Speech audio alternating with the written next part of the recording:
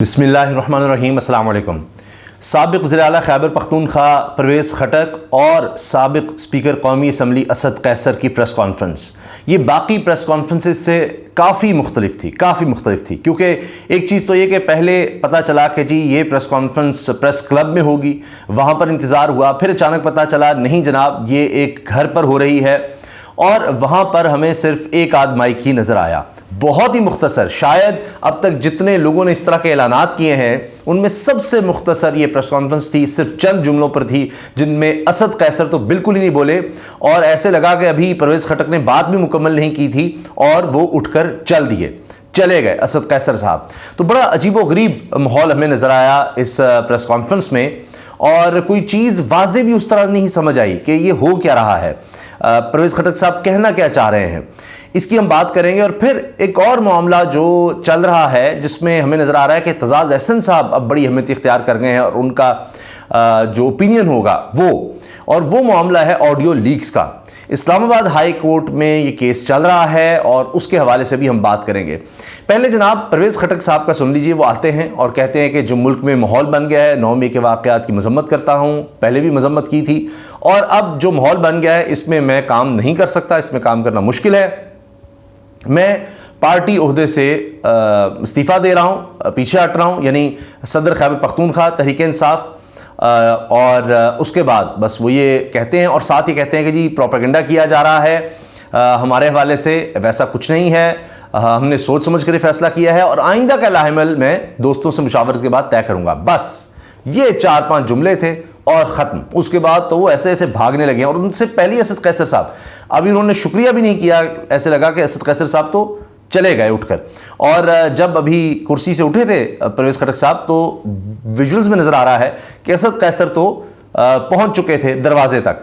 تو یہ ویڈیو بڑی عجیب و غریب ہے جو بتا رہی ہے کہ کچھ عجیب سا فیصلہ ہے کہ پارٹی کو نہیں چھوڑ رہے، ایک طرح نظر آ رہا ہے عمران خان صاحب کو بھی اس طرح کنڈیم نہیں کیا انہوں نے، تو اب یہ چیزیں نظر آ رہی ہیں۔ تو کیا وہ اب اپنا مستقبل وہ اسد عمر کی طرح کا دیکھ رہے ہیں کہ پارٹی میں تو ہیں لیکن یعنی عمران خان صاحب سے نہیں ملیں گے، اور یہ کہ وہ پھر ساتھ یہ بھی کہ پارٹی میں رہیں گے بھی اور عہدہ نہیں رکھیں گے۔ اب کیا جہانگیر ترین کی طرف جانا ہے، کیا کرنا ہے، کیونکہ ابھی تک تو یہ نظر آ رہا ہے زیادہ کہ جہانگیر ترین کی طرف اطلاعات یہ بھی تھی کہ نون لیگ سے بھی ان کے رابطے ہیں، یہ سب اب دیکھیں گے کہ آگے کیا ہوتا ہے۔ لیکن ضرور نظر آ رہا تھا کہ جی وہ کچھ پریشر میں ہے، یہ کسی کے لیے بھی شاید آسان فیصلہ نہیں تھا، بہت سے لوگ سیاست چھوڑنے کا کہہ چکے، لیکن اگر فواد چودھری کی بات کریں، انہوں نے کہا تو تھا کہ سیاست سے بریک لے رہا ہوں، لیکن بڑی تیزی سے واپس آئے۔ اسی طرح عامر کیانی کی بات ہوتی ہے، انہوں نے کہا جی میں سیاست سے چھوڑ رہا ہوں، لیکن پھر وہ شامل قریشی سے ملنے اور اسد عمر سے ملنے بڑی جلدی آ گئے تھے سیاست میں واپس۔ تو یہ اب اس وقت بڑا عجیب ماحول بنا ہوا ہے، تو دیکھتے ہیں کہ آگے کیا ہوتا ہے۔ اب اس میں اور بھی باتیں ہیں کہ جناب ابھی کس کس نے چھوڑ کر جانا ہے، کیا اب یہ پہلے جو بڑے لوگ ہم کہہ سکتے ہیں، خیبر پختونخوا سے بات ہو رہی تھی کہ جی وہاں سے کوئی بڑا نام نہیں آ رہا، کوئی بڑا نام تحریک انصاف کو نہیں چھوڑ رہا، عمران خان کو نہیں چھوڑ رہا، اب وہ بڑے نام بھی آ گئے ہیں، اگرچہ اسد قیصر اس میں سب خاموش رہے۔ حامد میر صاحب کے بقول یہ ہے کہ جی وہ اسد قیصر صاحب ابھی فیصلہ نہیں کر پا رہے انہوں نے کدھر جانا ہے، پرویز خٹک صاحب جہانگیر ترین کی طرف جا رہے ہیں، اور وہ ابھی پارٹی سے اس لیے استعفیٰ نہیں دے رہے کہ وہ -1 ہونے کا انتظار کر رہے ہیں دیگر لوگوں کی طرح، یعنی عمران خان صاحب جب مائنس ہوں گے تو پھر وہ پارٹی میں اسی لیے ہیں کہ اس کے بعد پھر وہ عہدے پر واپس آ جائیں گے یا کچھ اور عہدہ لے لیں گے۔ مگر ساتھ یہ بھی بقول حامد میر صاحب کے جی فیملی پریشر، علاقے کا پریشر کہ ہم اس طرح نہیں چھوڑتے، یہ سب وہ باتیں ہو رہی تھیں، لیکن پھر اچانک لوگ سامنے آتے ہیں اور پھر اس طرح کے اعلانات کرتے ہیں، ورنہ آخری وقت تک یہ بھی دیکھا گیا کہ علی زیدی بھی کہتے تھے کہ میرے سر میں گولی مار دیں لیکن میں نہیں چھوڑوں گا عمران خان یا تحریک انصاف کو، عمران خان چھوڑے گا تو میں چھوڑوں گا، لیکن پھر دوبارہ وہ جیل گئے تھے، اس کے چند دن بعد پھر انہوں نے بھی پارٹی کو خیر بات کہہ دیا تھا۔ اب جناب آ جائیے اعتزاز احسن صاحب کے معاملے پر۔ اعتزاز احسن صاحب بڑے اہم ہو رہے ہیں، آڈیو لیکس تحقیقات کا معاملہ ہے، خصوصی پارلیمانی کمیٹی کو کارروائی سے روکنے کا تحریر حکم نامہ جاری کر دیا گیا۔ یہ خصوصی پارلیمانی کمیٹی بنائی گئی تھی کہ جی آڈیو لیکس کا جائزہ لے رہی ہے، اور اس نے وارنٹ بھی کہا جی سابق چیف جسٹس ثاقب نثار کے بیٹے کے کہ وہ آئیں، ان کی مبینہ طور پر آڈیو تھی، جبکہ یہ رپورٹ بھی ہو چکا ہے کہ اس میں بے ربط باتیں ہو رہی ہیں، لیکن اس کے باوجود جناب پارلیمانی کمیٹی نے بلا لیا ہے ان کو۔ لیکن اسلام آباد ہائی کورٹ سے رجوع کیا سابق چیف جسٹس کے بیٹے نے، اور وہاں پر بابر ستار صاحب جج ہیں، انہوں نے یہ آرڈر جاری کر دیا اور تحریری حکم نامے بھی آ گئے، لیکن اس میں جو باتیں ہیں وہ بڑی اہم ہیں۔ اسلام آباد ہائی کورٹ نے شہریوں کی فون ریکارڈنگ اور آڈیو لیکس پر اٹارنی جنرل سے معاونت طلب کرتے ہوئے سیکرٹری قومی اسمبلی سمیت تمام فریقین کو نوٹس جاری کر دیے ہیں۔ اسلام آباد ہائی کورٹ کے جسٹس بابر ستار نے سابق چیف جسٹس ثاقب نثار کے بیٹے کی آڈیو لیک پر خصوصی پارلیمانی کمیٹی میں طلبی کا سمن معطل کرنے کا 7 صفحات مشتمل تحریری حکم نامہ جاری کر دیا۔ عدالت نے اعتزاز احسن، اب اعتزاز احسن صاحب جو ہیں ان کا اپینین بڑا میٹر کرے گا اس معاملے میں، اور پچھلے کچھ عرصے سے ہم دیکھ رہے ہیں آڈیو لیکس پر ان کا اپینین بڑا واضح ہے۔ اگر ان کا اپینین رہتا ہے تو پھر تو یہ سارا معاملہ ہی الٹ ہو جائے گا۔ عدالت نے اعتزاز احسن، مخدوم علی خان، میاں رضا ربانی اور محسن شاہ نواز رانجھا کو اس کیس میں عدالتی معاونین بھی مقرر کیا ہے۔ محسن شاہ نواز رانجھا جو ہے وہ نون لیگ سے تعلق رکھتے ہیں، میاں رضا ربانی پاکستان پیپلز پارٹی سے تعلق رکھتے ہیں۔ اب میاں رضا ربانی جو ہیں وہ کہہ رہے ہیں جی عدالت تو یہاں پارلیمنٹ کے معاملات میں دخل نہیں دے سکتی، انہوں نے تو پہلے ہی مائنڈ ڈسکلوز کر دیا ہے۔ اسلام آباد ہائی کورٹ نے اپنے حکم نامے میں استفسار کیا کہ کیا آئین اور قانون شہریوں کی کالز کی سرویلنس اور خفیہ ریکارڈنگ کی اجازت دیتا ہے؟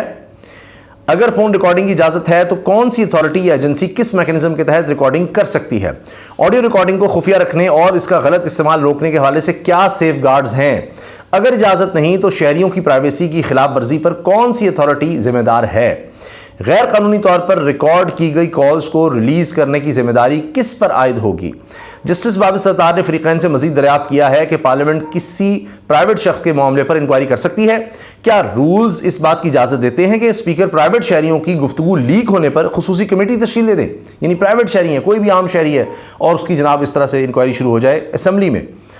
فریقین کو دائر درخواست پر پیرا وائز کمنٹس جمع کرانے کی ہدایت کرتے ہوئے حکم نامے میں وفاق، وزارت داخلہ، وزارت دفاع اور پی ٹی اے کو بھی درخواست میں فریق بنانے کی ہدایت کی گئی ہے۔ اسلام آباد ہائی کورٹ نے اپنے حکم نامے میں واضح کیا ہے کہ پارلیمنٹ کے احترام میں تحمل کا مظاہرہ کرتے ہوئے خصوصی کمیٹی کی تشکیل کا نوٹیفیکیشن معطل نہیں کیا جا رہا۔ تاہم درخواست گزار نجم الثاقب کو 25 مئی کو خصوصی پارلیمانی کمیٹی کی جانب سے طلبی کا سمن آئندہ سماعت تک معطل رہے گا۔ خصوصی کمیٹی کی تشکیل ایک آڈیو ریکارڈنگ منظر عام پر آنے کے بعد ہوئی، جس میں مبینہ طور پر سابق چیف جسٹس ثاقب نثار کے بیٹے سوشل میڈیا پر رقم کے عوض پاکستان تحریک انصاف کے انتخابی ٹکٹوں کی تقسیم کے بارے میں بات کر رہے تھے۔ قومی اسمبلی نے ایک تحریک بھی منظور کی تھی جس میں مبینہ آڈیو لیک کی تحقیقات کے لیے خصوصی پارلیمانی کمیٹی کا قیام کا مطالبہ ہوا۔ آڈیو ریکارڈنگ کی تحقیقات کے لیے قومی اسمبلی سیکریٹریٹ نے اسلم بطانی کو کمیٹی کا چیئرمین مقرر کیا۔ دیگر اراکین میں شاہد اختر علی، شیخ رویل اصغر، سید حسین طارق، محمد ابوبکر، چودھری محمد برجیز طاہر، ناز بلوچ، وجیہ قمر، خالد حسین مکسی اور ڈاکٹر محمد افضل خان شامل ہیں۔ کمیٹی کو جامع تحقیقات کرنے اور قومی اسمبلی سیکریٹریٹ کو رپورٹ پیش کرنے کا کام سونپا گیا۔ کمیٹی کو اختیار دیا گیا کہ وہ کسی بھی تفتیشی ایجنسی سے اپنی انکوائری میں مدد لے سکتی ہے۔ کمیٹی نے فریقین کو نوٹس جاری کیے بھیجے اور اپنا بیان ریکارڈ کرنے کا کہا۔ ہم انتخابات کے دوران پیسے کے استعمال کے حوالے سے معاملے کی تہہ تک جانا چاہتے ہیں۔ اس رجحان سے صرف کوئی سیاسی جماعت ہی نہیں بلکہ جمہوریت کمزور ہوتی ہے۔ گزشتہ ماہ وزیر اعظم شہباز شریف نے سابق چیف جسٹس ثاقب نثار پر نون لیگ کی سابقہ حکومت کے شروع کیے گئے ترقیاتی منصوبوں کو سیبوٹاژ کرنے کا الزام لگایا تھا۔ مجھے یہاں یاد آ گیا کہ یوسف رضا گیلانی کے حوالے سے بھی ایک ویڈیو آئی تھی، آڈیوز بھی آئی تھیں، وہ پیسے لینے دینے کے معاملہ، سینٹ کے الیکشنز کا معاملہ، اس کا کیا ہوا؟ تو ان چیزوں پر کیوں نہیں لیا جا رہا؟ وہ آج تک کہاں ہے؟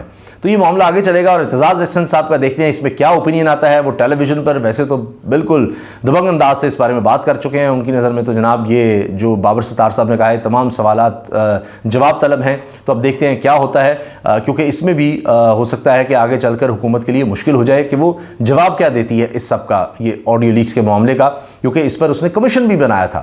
تو اب یہ سب باتیں اور موجودہ جو سیاسی ماحول ہے اس میں یہ ایک اور نئی کنٹروورسی میں آپ سے عرض کر رہا ہوں کہ بہت بڑی کنٹروورسی بننے جا رہی ہے۔ اب یہ بھی ہو سکتا ہے کہ حکومت کا رخ اب جسٹس بابر ستار کے بھی خلاف شروع ہو جائے، جو پہلے آرٹیکل بھی لکھا کرتے تھے نیوز میں اور پہلے بہت زیادہ تعریفیں ان کی ہوتی تھیں ایک دور میں۔ اب جب انہوں نے اس چیز کا نوٹس لیا ہے تو اب پتہ نہیں ان کے ساتھ کیا کچھ شروع ہو جائے گا۔ اللہ حافظ۔